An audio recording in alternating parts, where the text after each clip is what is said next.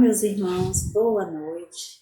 Que a paz do Mestre esteja conosco, permaneça conosco e nunca nos abandone.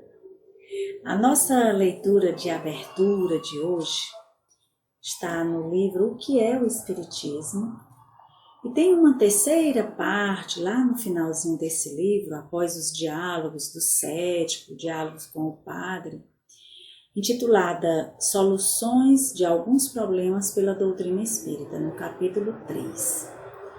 E aí nós trouxemos aqui algumas perguntas, as quais nós já trabalhamos no livro dos Espíritos, mas é importante revê-las. A questão 129, Kardec pergunta aos Espíritos: Deus criou o mal? E os Espíritos respondem: Deus não criou o mal, mas estabeleceu leis, e essas leis são sempre boas, porque Ele é soberanamente bom. Aquele que as observasse fielmente seria perfeitamente feliz. Mas os Espíritos, tendo seu livre-arbítrio, não as observaram sempre, e o mal resultou-lhes pelas suas infrações a essas leis. E o homem nasce bom ou mau?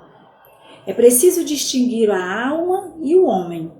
A alma é criada simples e ignorante, quer dizer, nem é boa, nem é má, mas suscetível, em virtude do seu livre-arbítrio, de tomar o caminho do bem ou do mal, ou melhor dizendo, de observar ou infringir as leis de Deus.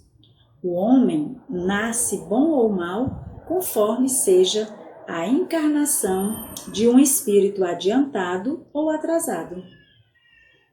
E qual é então a origem do bem e do mal sobre a terra e por que há mais mal do que bem? E os Espíritos respondem: a origem do mal sobre a terra resulta das imperfeições dos espíritos que aí estão encarnados. A predominância do mal decorre de que, sendo a Terra um mundo inferior, a maioria dos espíritos que a habitam são eles mesmos inferiores ou progrediram pouco. Nos mundos mais avançados, onde não são admitidos a se encarnarem, senão espíritos depurados, o mal é desconhecido ou em minoria.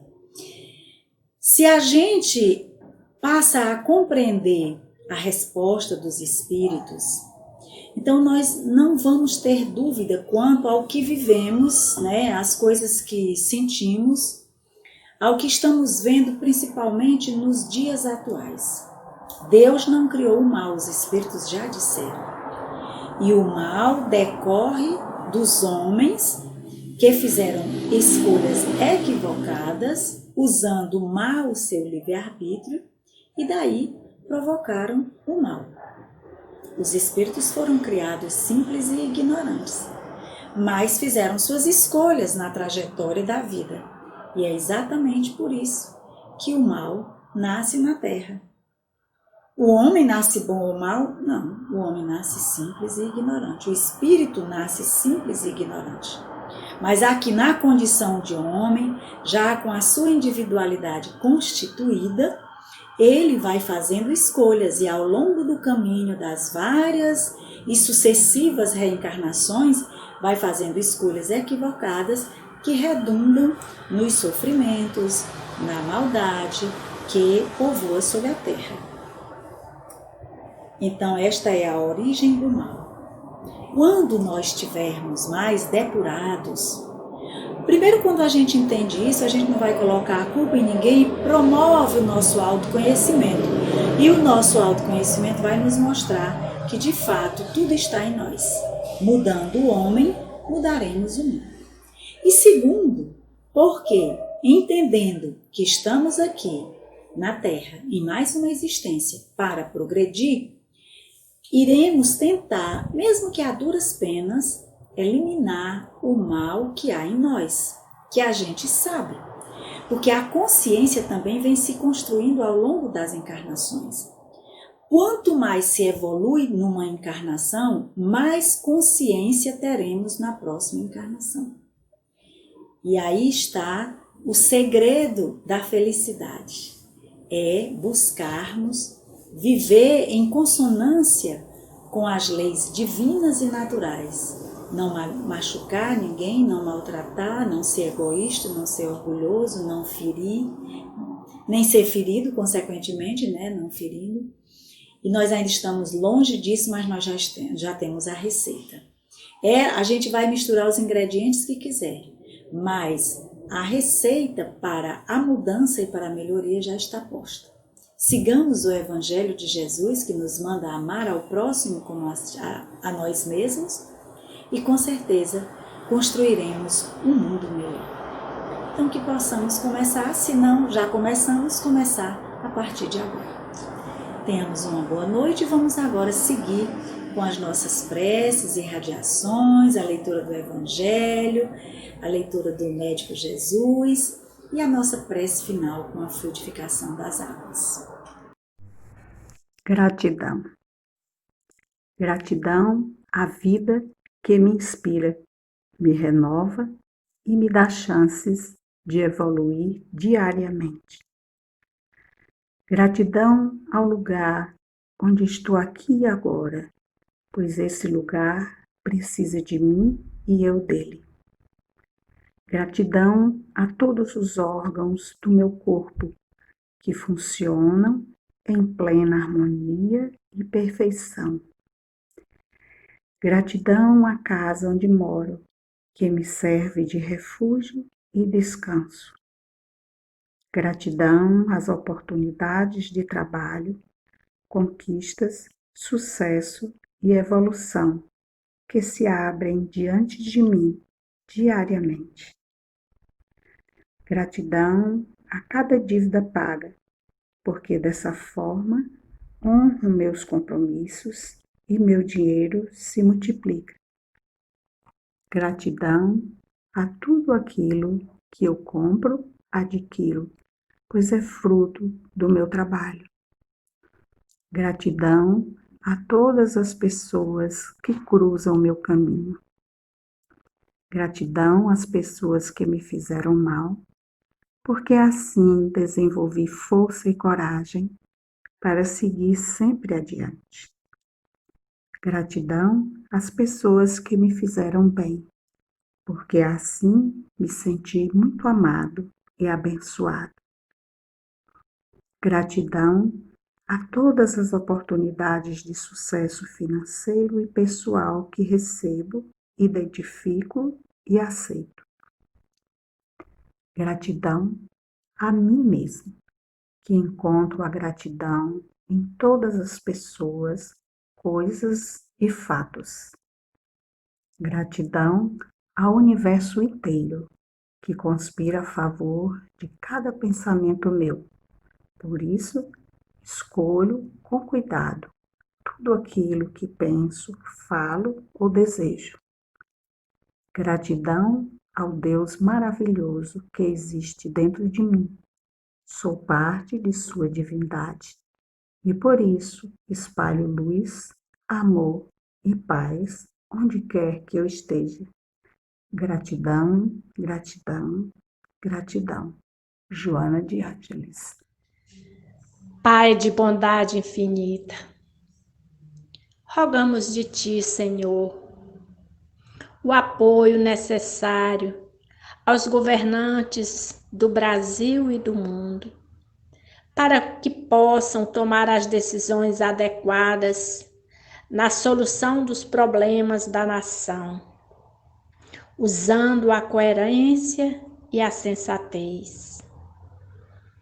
Aos líderes religiosos, para que através das suas experiências religiosas ajudem de forma solidária a trazer a paz de que tanto necessita o planeta. Aos enfermos, para que nossas vibrações, somadas à do Mestre Maior, venha alentar os vossos corações fortalecendo a alma de coragem, paz e resignação.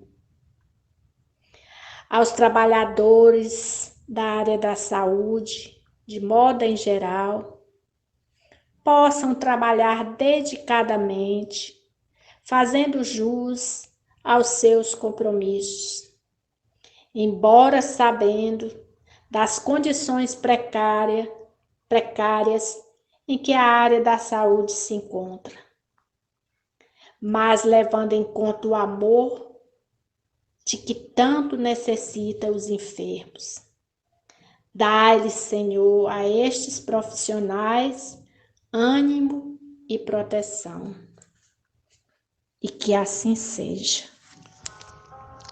E assim, Mestre Jesus, nossa palavra sempre será de gratidão e pedimos ao amigo doce e fiel para que possamos, nesse momento, solicitar os devidos socorros, a proteção para todos os nossos irmãos que passam pela crise econômica em todo o mundo, que eles tenham paciência, resignação, que tudo há de passar.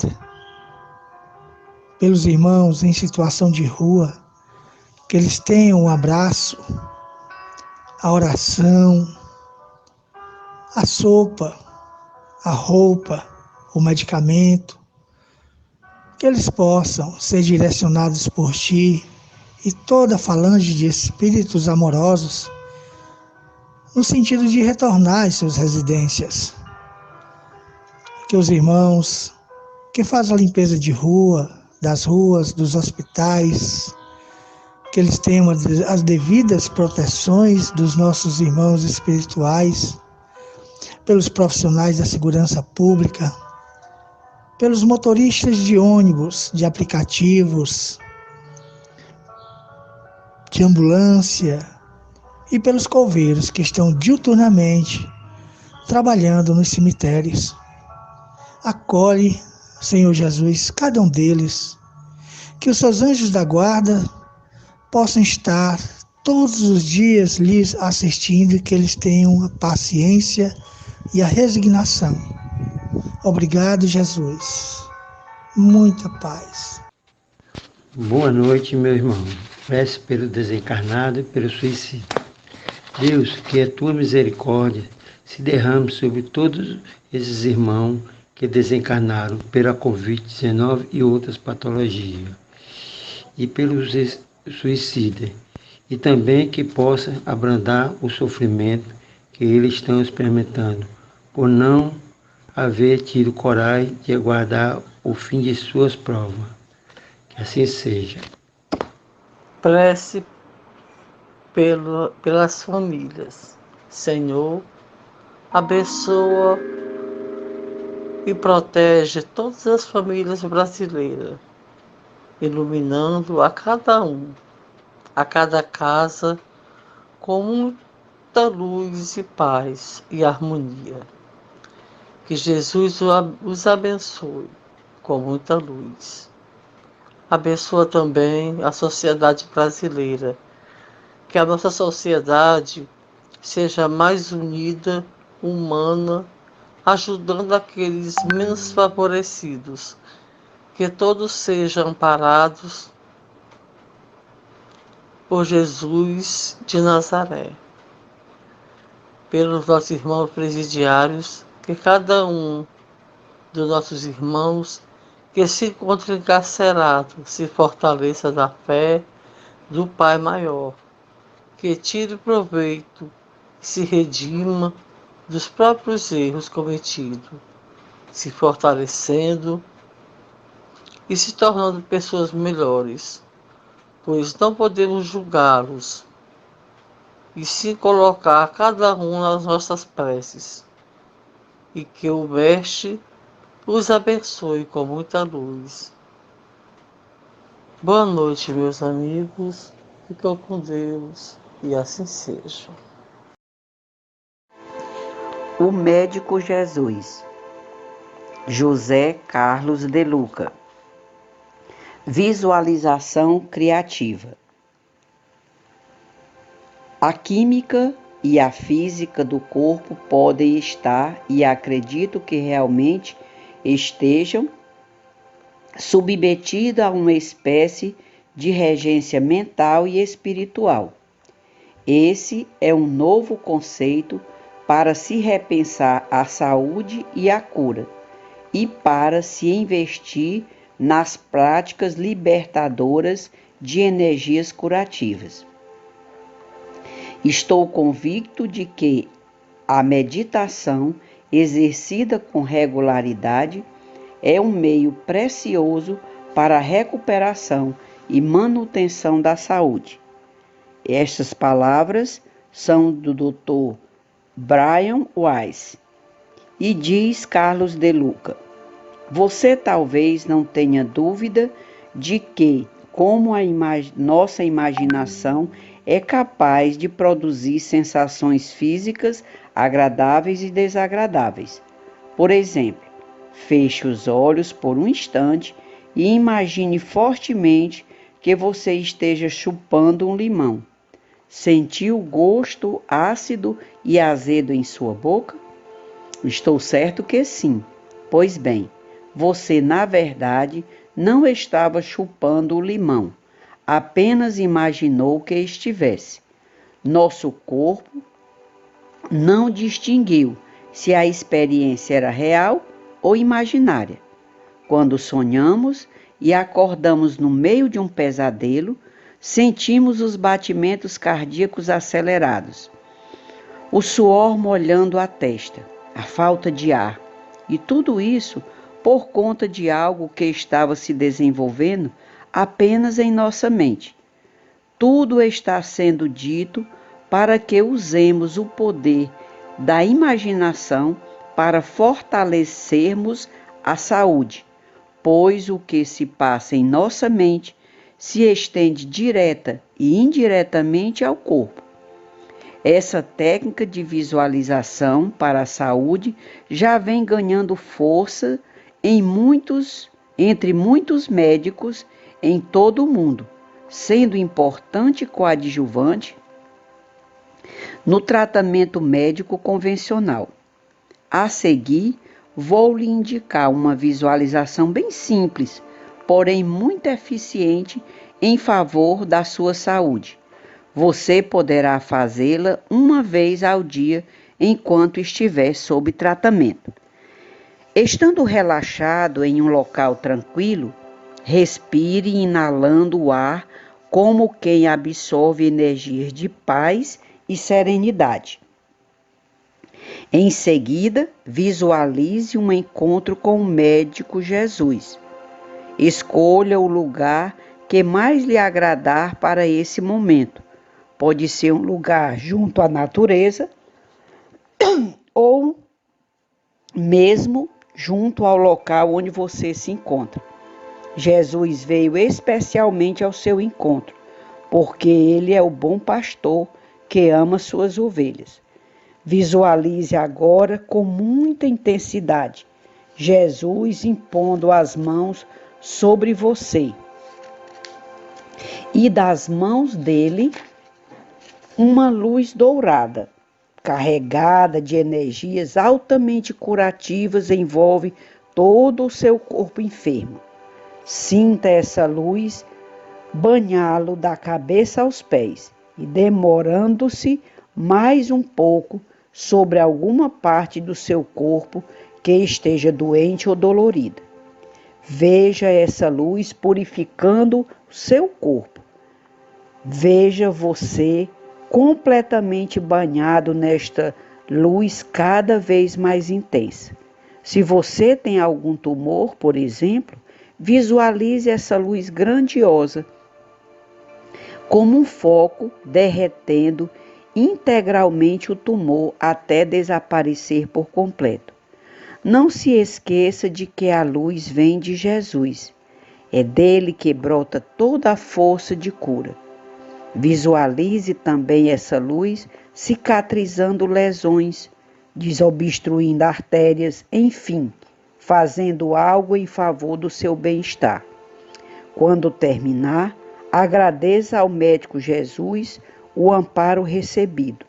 Agradeça por já estar curado e se comprometa a seguir a orientação do amai-vos uns aos outros, para que não te suceda coisa pior. Comentário do texto Visualização Criativa do livro O Médico Jesus, de José Carlos de Luca.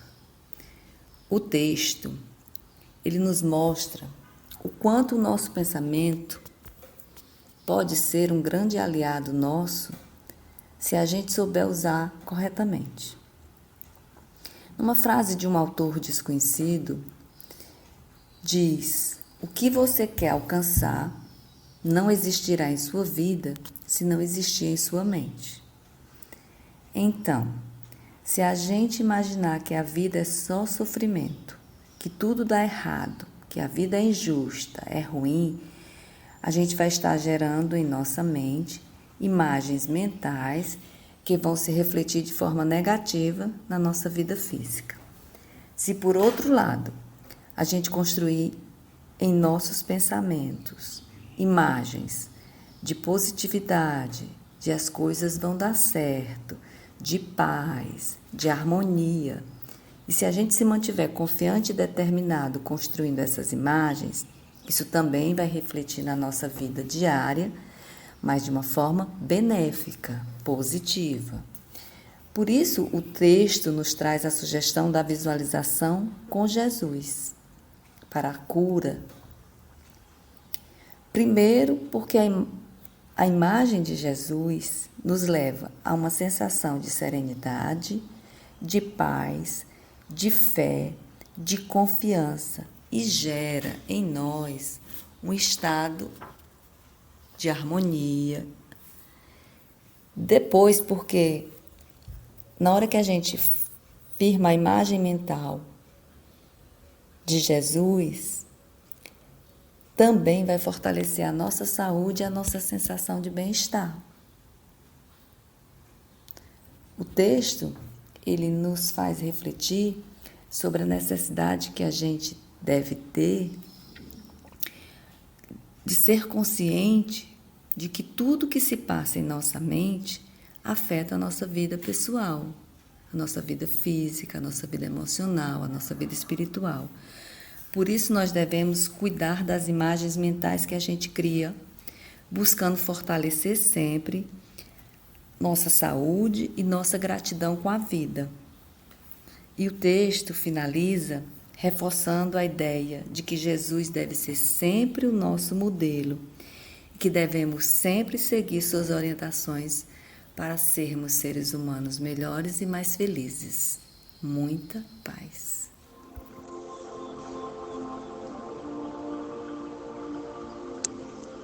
Leitura do Evangelho segundo o Espiritismo, capítulo 8, itens 12 a 14.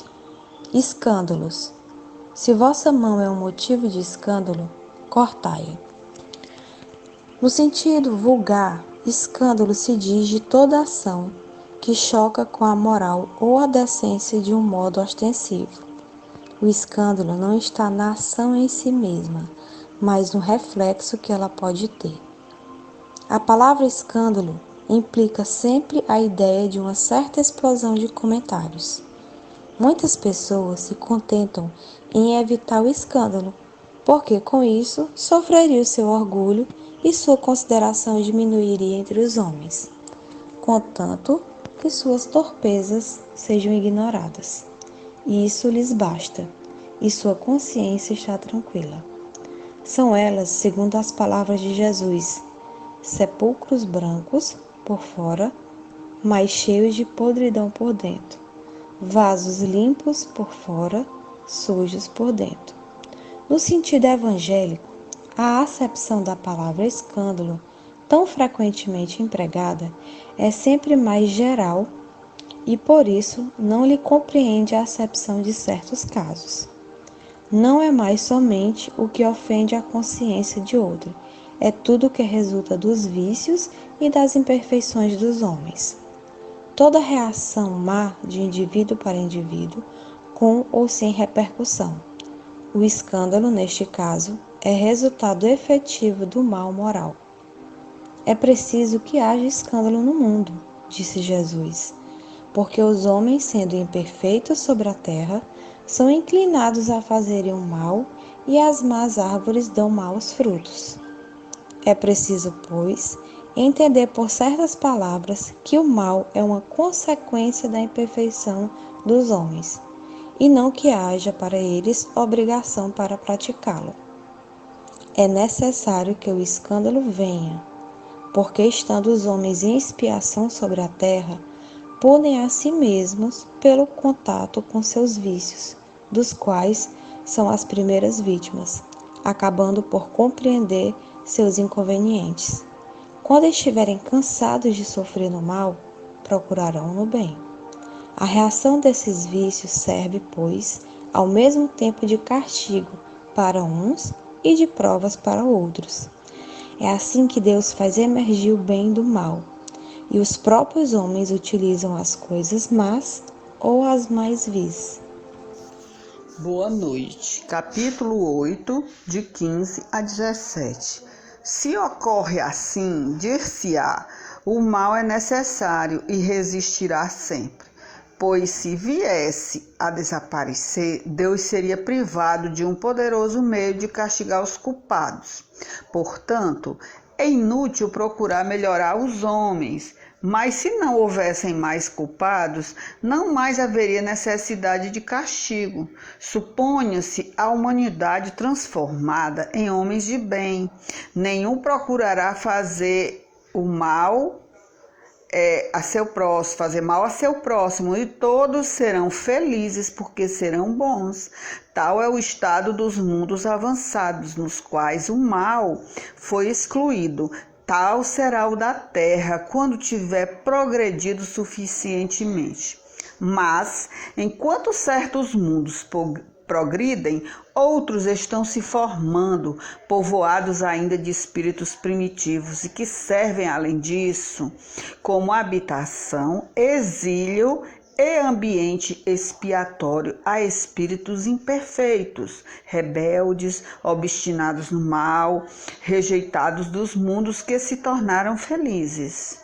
Mas, ai daquele por quem o escândalo acontecer, quer dizer que o mal, sendo sempre o mal, aquele que sem saber serviu de instrumento para a justiça divina e cujos maus instintos foram utilizados, nem por isso deixou de fazer o mal e também deve ser punido.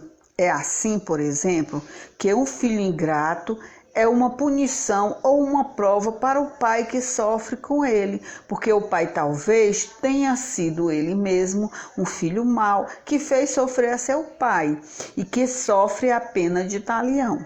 Mas o filho não é mais desculpável e deverá, por sua vez, ser castigado através de seus próprios filhos ou de uma outra maneira.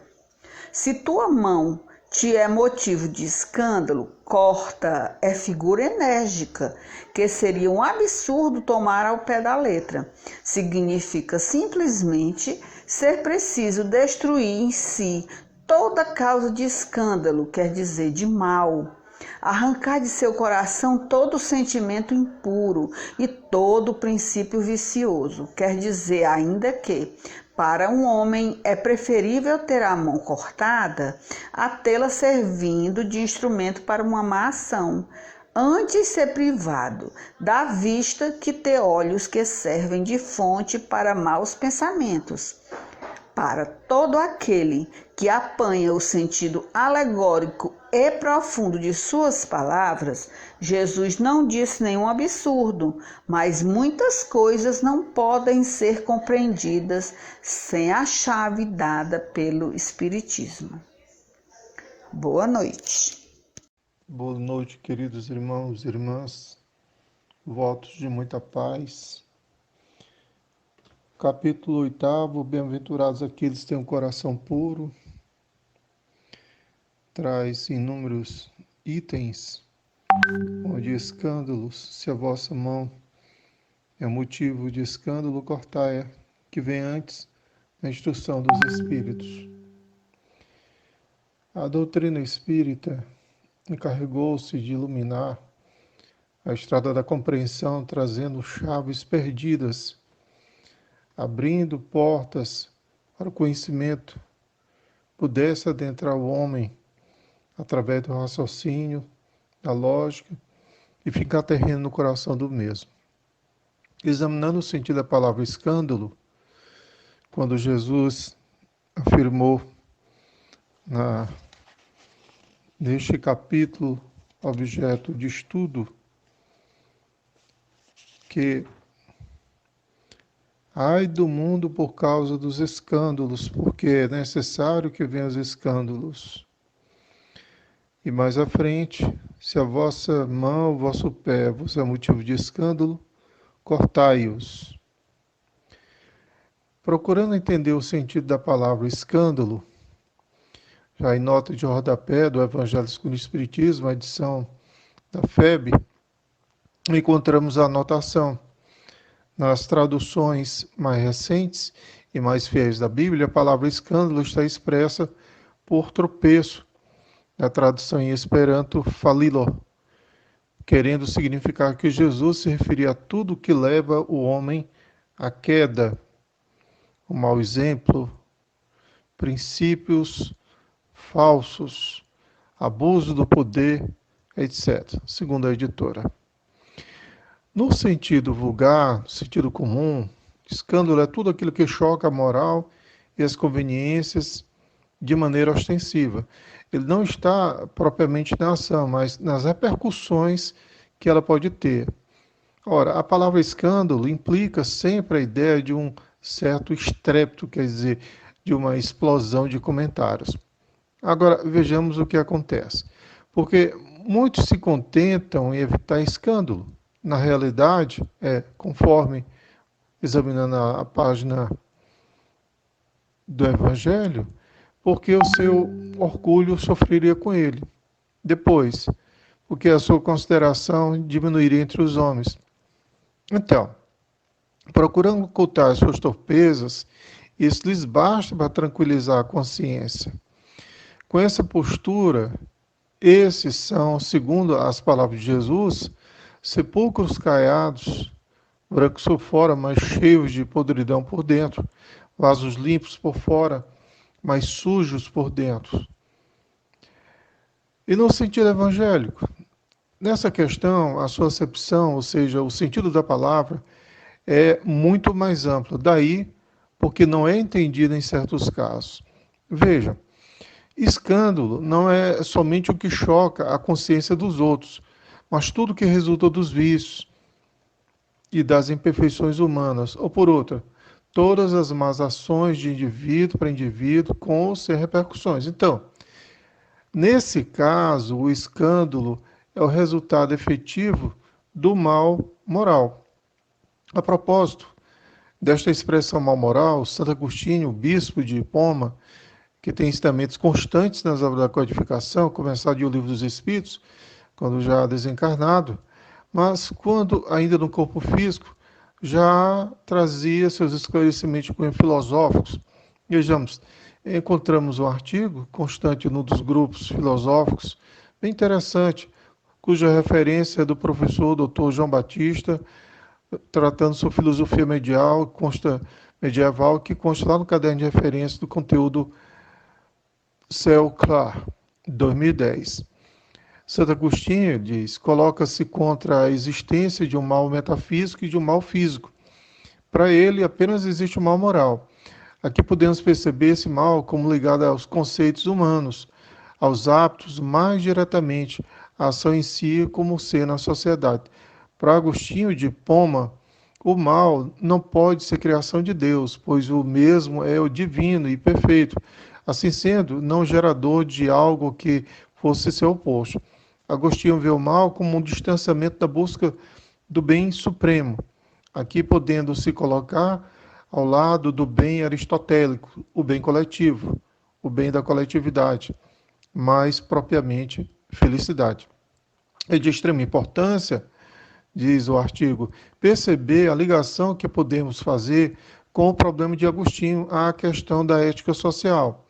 Para o teólogo cristão, o ser humano, ao afastar-se do bem supremo, está em busca do bem menor, um bem próprio, o mais pessoal que visto, talvez unicamente seu próprio bem. Isso pode acarretar com o bem pessoal e o mal para o próximo. Assim surge o mal moral. É possível perceber que a livre escolha está diretamente ligada à origem do mal moral, dado o fato de que Deus deu ao ser humano o dom de escolher suas ações sem constrangimento, inclusive em relação às leis divinas. É o livre-arbítrio. Podemos finalizar dizendo que a influência de nossas ações estão diretamente ligadas ao conceito do mal social em si, quando optamos por deixar de lado a busca por um grande bem, um bem supremo que visa a si e a todos para procurarmos o bem menor, cujo único beneficiado seja a si próprio. Eis aí o surgimento do mal moral. Lá no Livro dos Espíritos, na questão 487, Kardec indagou aos espíritos qual seria a espécie de mal que mais faz os espíritos se afligirem por nós. E eles responderam, é o mal físico ou o mal moral? Vosso egoísmo e vossa dureza de coração. É disso que tudo deriva. Eles riem de todos esses males imaginários que nascem do orgulho e da ambição, e se rejubilam com os que têm por fim abreviar o vosso tempo de prova. Kardec, comentando a respeito, diz que os espíritos sabendo que a vida corporal é apenas transitória e que as tribulações que a acompanham são meios de conduzir a um estado melhor, se afligem mais pelas causas morais do que podem distanciar-nos desse estado do que pelos males físicos. Os espíritos pouco se importam com os infortúnios que afetam as nossas ideias mundanas, como fazemos com as aflições pueris da infância. O espírito que vê nas aflições da vida um meio de adiantamento para nós, considera-as como a crise momentânea que deve salvar o doente, compadece dos nossos sofrimentos, como nos compadecemos dos sofrimentos de um amigo, mas, vendo as coisas sob um ponto de vista mais justo, aprecia-os de maneira diversa e, enquanto os bons reerguem a nossa coragem, no interesse do nosso futuro, os outros, tentando comprometer-nos, nos incitam ao desespero. Ainda na questão 919 do Livro dos Espíritos, proposta por Kardec, qual seria o meio prático mais eficaz de se melhorar nossa vida e resistir ao arrastamento do mal, ele respondeu que um sábio da antiguidade os disse, conhece-te a ti mesmo. Mas ele arrematou noutra questão, compreendemos toda a sabedoria desta máxima, mas a dificuldade está precisamente em se conhecer a si próprio. Qual o meio de chegar a isso? Fazei o que eu fazia quando vivi na terra. No fim de cada dia interrogava a minha consciência, passava em revista o que havia feito e me perguntava a mim mesmo se não tinha faltado ao cumprimento de algum dever, se ninguém teria tido motivo para se queixar de mim. Foi assim que cheguei a me conhecer e ver o que em mim necessitava de reforma. O conhecimento de si mesmo é, portanto, a chave do melhoramento individual. Ele recomenda formular, portanto, perguntas claras e precisas e não ter mais multiplicá-las. Pode muito bem consagrar alguns minutos à conquista da felicidade eterna. Foi por isso que chamamos o primeiro a vossa atenção para os fenômenos da natureza, que vos tocam os sentidos. Depois vos demos instruções que cada um de vós tem o dever de difundir. Foi com esse propósito que ditamos o Livro dos Espíritos. E Kardec faz um breve comentário, esclarecendo ainda mais o que disse o Espírito de Santo Agostinho, que muitas faltas que cometemos nos passam despercebidas, se com efeito, seguindo o conselho de Santo Agostinho, interrogasse mais frequentemente a nossa consciência, veríamos quantas vezes falimos, sem disso nos apercebemos, por não prescrutarmos a natureza e o modo dos nossos atos. A forma interrogativa ela tem alguma coisa de mais preciso do que uma máxima que, em geral, não aplicamos a nós mesmos. Ela exige respostas categóricas, por um sim ou por um não, que não deixam lugar a alternativas. Respostas que são outros tantos argumentos pessoais, pela soma das quais podemos computar a soma do bem e do mal que existe em nós. Já no item 13, o que devemos entender quando Jesus disse é preciso que haja escândalo no mundo? Em primeiro lugar, porque Jesus disse que seria preciso que houvesse escândalos no mundo. Bem, ele se expressou assim porque os homens, sendo ainda imperfeitos, têm inclinação para o mal, porque as más árvores dão maus frutos. E, em segundo lugar, o que devemos entender, por via de consequência, por essas palavras? É preciso que haja escândalo no mundo. Ora, que o mal, devemos entender que o mal é uma consequência da imperfeição humana, e não que os homens tenham a obrigação de praticá-lo. Já no item 14, qual seria o entendimento quando Jesus disse é necessário que venha um escândalo? Sobre este assunto, primeiramente, para que os homens em expiação na terra se punam a si mesmos pelo contato dos seus próprios vícios, dos quais são as primeiras vítimas, e cujos inconvenientes acabam por compreender. Em segundo lugar, depois que tiverem sofrido o mal, procurarão remédio no bem. E, em terceiro lugar, a reação desses vícios serve, portanto, ao mesmo tempo de castigo para uns e de prova para outros. A conclusão que podemos tirar, então é assim que Deus faz emergir ou surgir o bem do mal, e que os próprios homens aproveitam as más ou desagradáveis coisas para redundar no bem, muitas vezes. Não é verdade?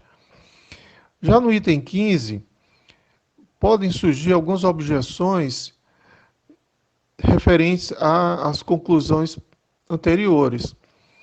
Alguém poderia dizer, então, se é assim, o mal é necessário e durará sempre?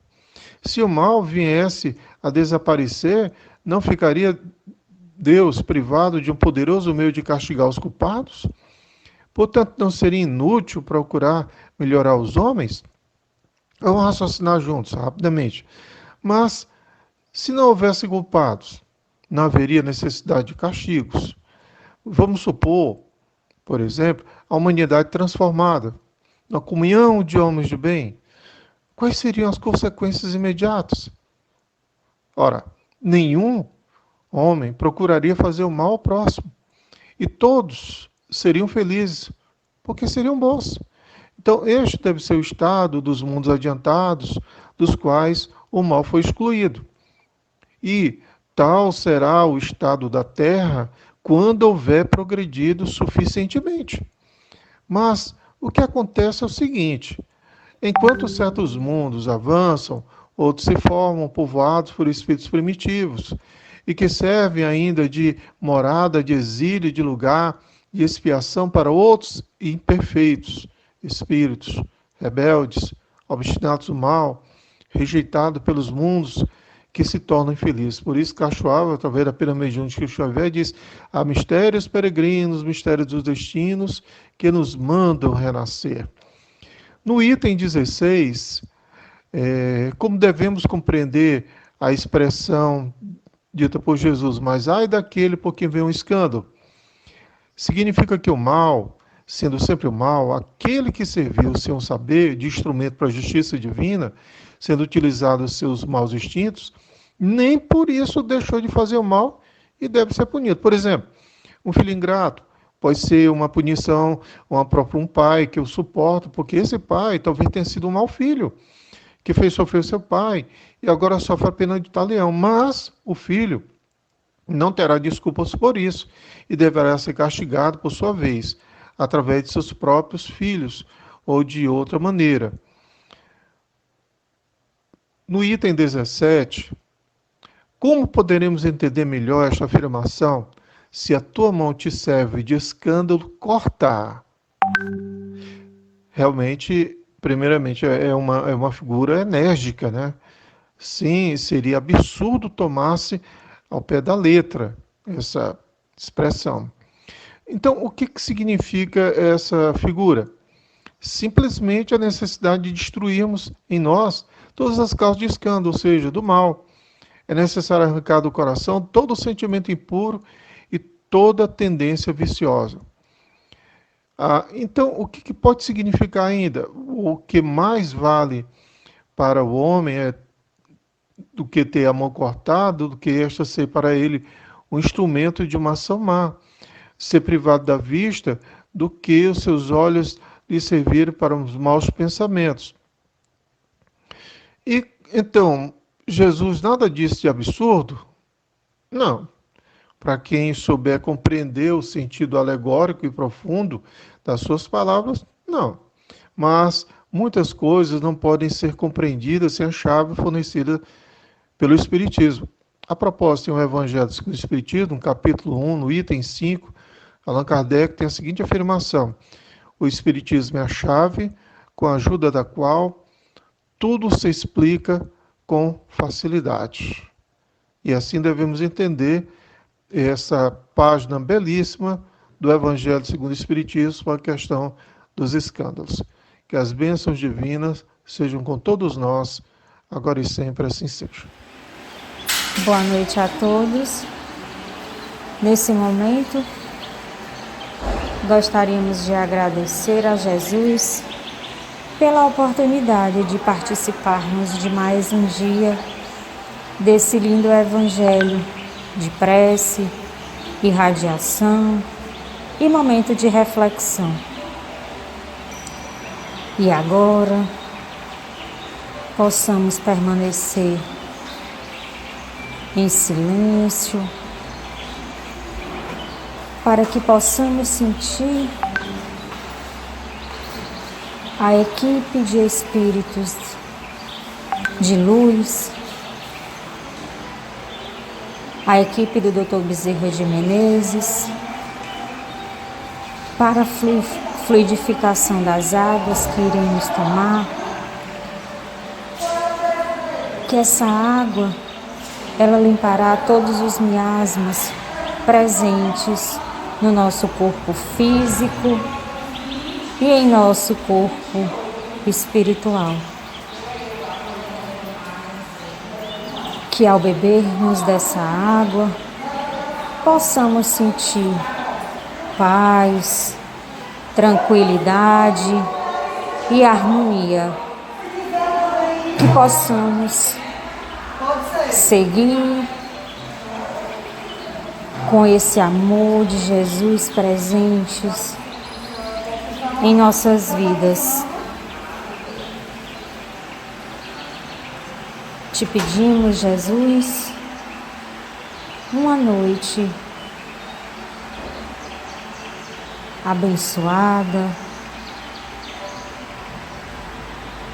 uma noite de muita luz, e que assim seja.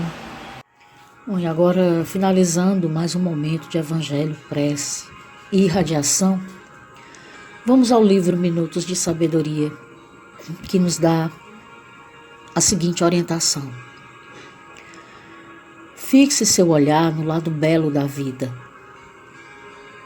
Há tanta coisa para ser contemplada e apreciada. As moscas buscam as chagas num corpo inteiramente limpo. As abelhas buscam as flores, mesmo no meio de um pântano. Sejamos como as abelhas. Embora tudo em torno seja lama, procure com atenção, que há de descobrir uma pequenina flor que venha a alegrar sua alma. Fixe seu olhar no lado belo da vida. Muita paz a todos e que assim seja. Eu vivo contente, feliz a cantar, em paz e alegria é o meu caminhar. Não tenho problemas, nem tenho aflição, pois tenho Jesus no meu coração. A terra que amamos é nossa escola. trabalho são bênçãos sem fim.